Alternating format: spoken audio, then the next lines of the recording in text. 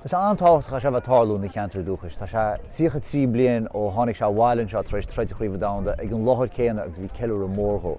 Agus an pobl ag ceall mun seo lehain scanán úmáis ar bhealach seo Spáin tá scéal tá brónach agus zuigeach an áitichaí a bhfuil an scléip bhaint leis. A sé rud a smústóí ná go deagann se ráis meas go phobal héin as gcuinn se an tahananta sa dulró a sa méideháin se amach na a bhí se darnálicht.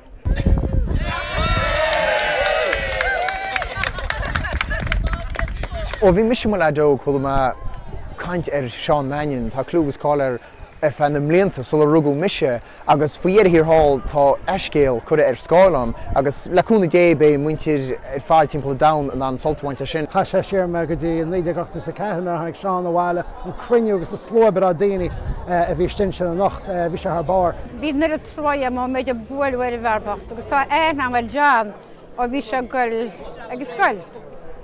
Bhí mar céile héin tá sa chuidir mar búnteir aige na bhí se in seo sa scoiltíach ar mo chóil an seán bhín sean scoil agus rugú béaltar is le mar céile was a go dracáin.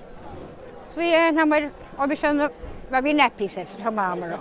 Bhí sé heidir bheith go má agus bhí mu ar fad broú leis, muintear a smuc agus muintear na héann ar fad.